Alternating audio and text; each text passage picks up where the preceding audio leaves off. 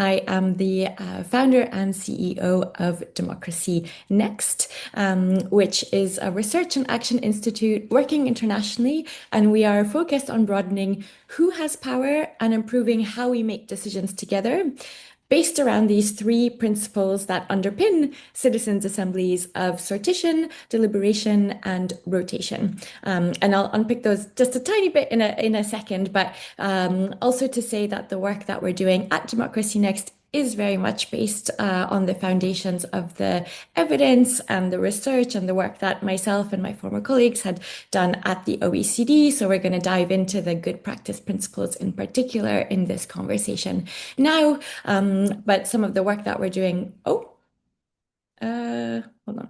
Sorry, I've had a little tech issue here.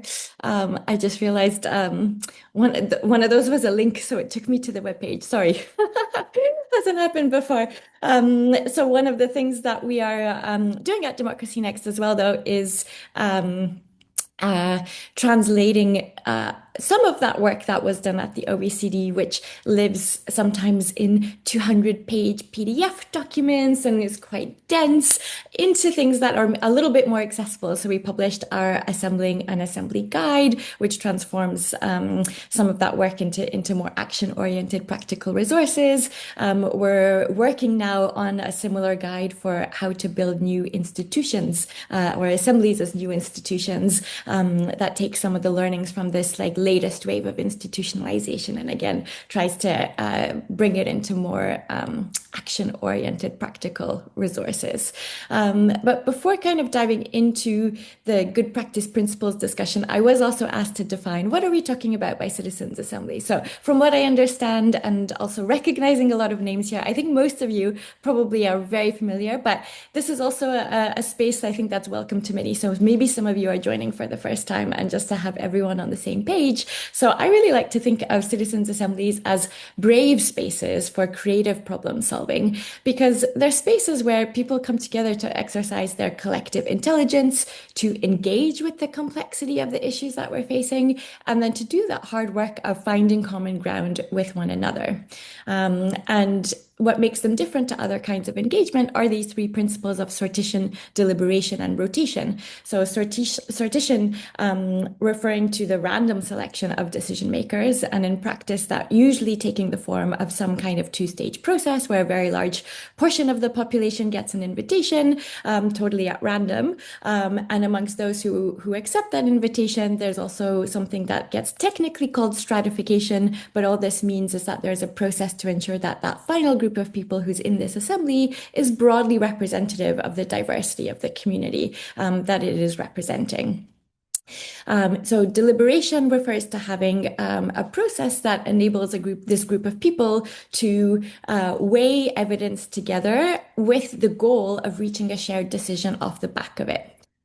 So I'm not going to go into the details of explaining this, but this is one of those images from our assembly guide, which gives a kind of schema of what does a typical citizens' assembly deliberation look like, just to kind of outline actually that it has these different phases, that it's a very structured process, which enables that goal of shared learning and shared decision making.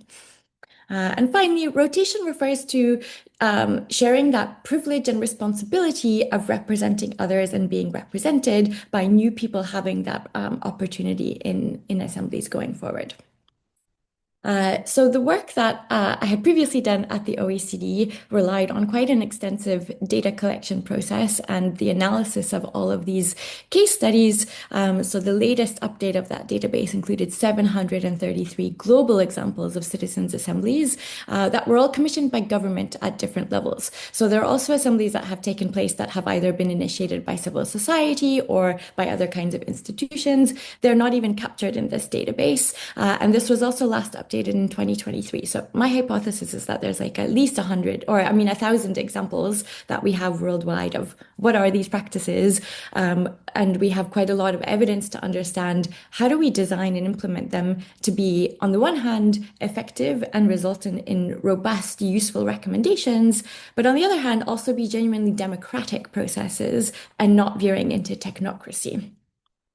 And so this is where the OECD good practice principles for deliberative processes for public decision making come in. So when I was at the OECD, I was leading the team that was responsible for developing these principles, and the process was also quite a collaborative one. So at the OECD, I had established the Innovative Citizen Participation Network. Some of you on this call were actually part of that network, so you're very familiar with it. But basically, a group of around 85 people, interdisciplinary, from all sorts of different countries, but also it was a mix of, or it is a mix, it's still ongoing, of practitioners, policymakers, academics, people in government, politicians. So really kind of quite diverse composition. And there was a subgroup of a working committee brought together of around 15 people from different countries, different perspectives, to work together on developing these international standards that were ultimately ratified by all of the different member countries.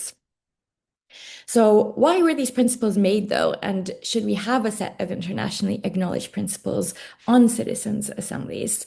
Well, the way that I think of it is that, like, just like we need free and fair elections, we also need free and fair assemblies. There need to be some kind of principles that give us a sense of this being a process that is, on the one hand, has a high level of quality, means that at the end of the day, what comes out of it is robust, useful outputs that deal with really the complexity also of the issues that are being tackled, that these processes are trustworthy by the wider public and engender a certain legitimacy by the public as well, that on the basis of what took place in these deliberations, we should be moving forward on those recommendations. And then, as I just mentioned now too, I think it's also important that this is a genuinely democratic and not a technocratic process. And some of the things that I'll say when discussing, I think some of what I've seen over the past few years, I think touches on that tension that we see in terms of how people have been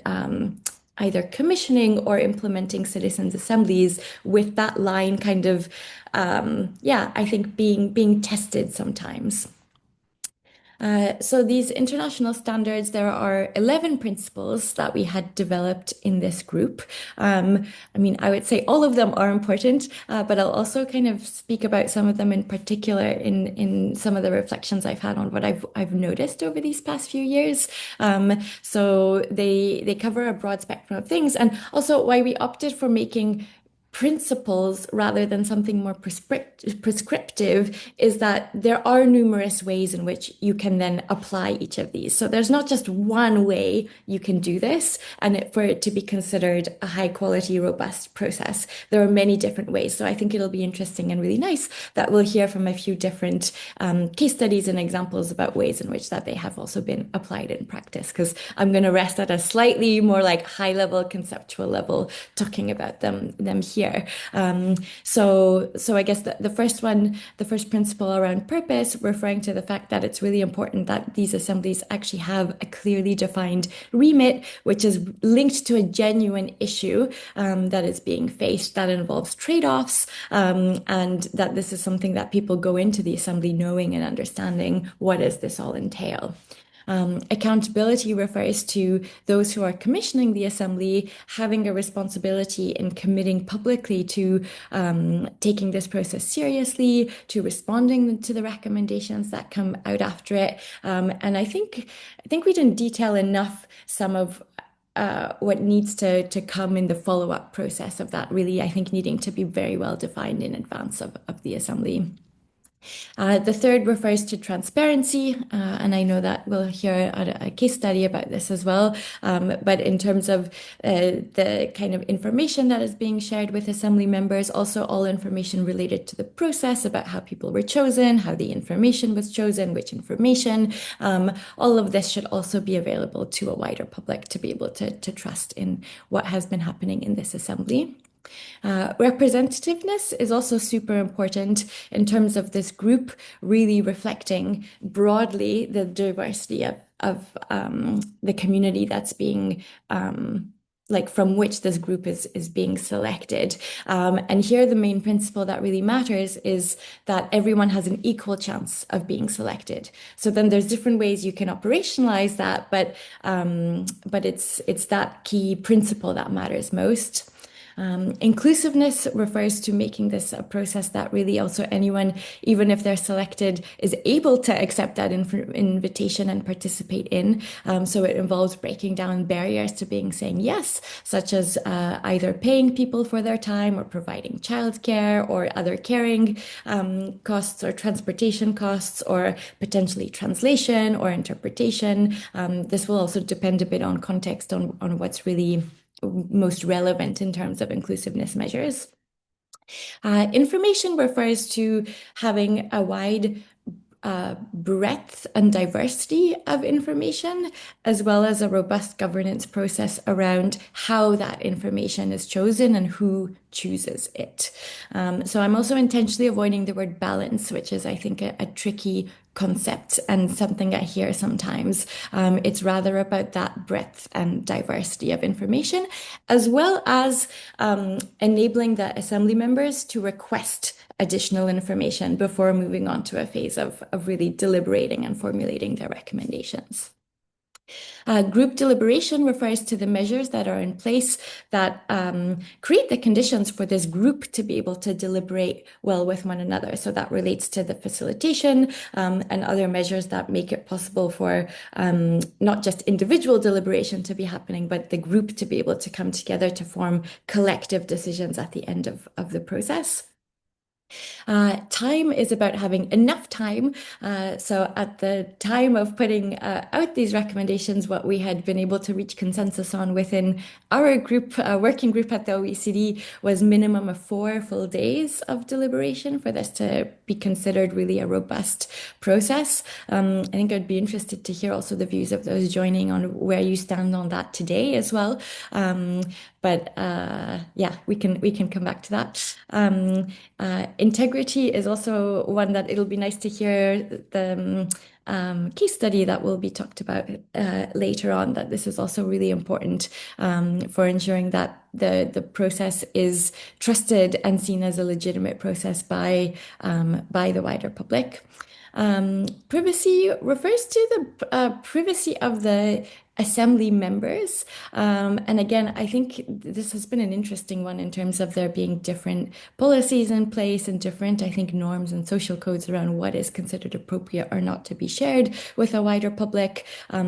Usually the small group conversations have always also been kept completely private, and this has been part of what was in these considerations. But I think also one of the questions of what's emerging with the use of technology in assembly processes, which has been new since we published these principles. I'd be also curious if others have kind of new kinds of experiences or reflections on that. And finally, stressing the importance of evaluation, because we found when doing this research that at the time anyways was happening not very often, not consistently, less than half of the time, and yet is crucial for ensuring that there is ongoing learning that happens if these are also processes that are happening more than once, as well as giving the wider public a sense of, was this a process that actually fulfilled these principles? Did it have integrity, etc.? So the last kind of things I'll share before wrapping up into conversation is like, what have I seen people oversee or take for granted, and what has this resulted in? So first of all, I think all of these principles matter, but some have been less contested or more or less cohesively applied than others. So I've highlighted those where I think they haven't always been fulfilled, or maybe there's been more of a sense of contestation, or there's lots of questions like, does this really matter? Could we be adapting this? So I think when it comes to accountability, it's so important that there's a commitment to respond and to act after. And I think that the bar needs to be even higher than we tend to see on average, especially when we're moving into a phase of more of these assemblies being set up as new institutions and not just as one-off processes. When it comes to representativeness, again, I said this earlier, but this part of things often kind of gets lost in the wider conversation of it really needing to be about people having an equal chance of being selected. And so in practice, of course, that's quite hard and often not necessarily perfectly possible to do. But sometimes there's like this veering to technocracy of being like, well, let's just get a polling company to do this instead of fulfilling a more robust, more expensive process, but one that is more democratic. problematic for this. On information, this has not always been the most robust process from what I've seen over the years around who is actually choosing the information, what process have they used to choose it, how is it chosen, and yet this is always like one of those first questions of skeptics. But like, who chose this information and how? Because that's where there's also a space that you could be going towards some form of manipulation of the group as well.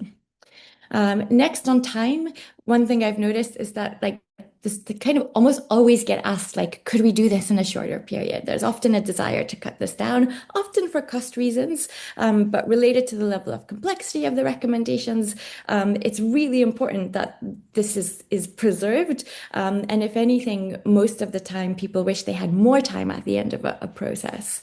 And finally, on evaluation, I already kind of said that this is really important for learning, but doesn't always happen.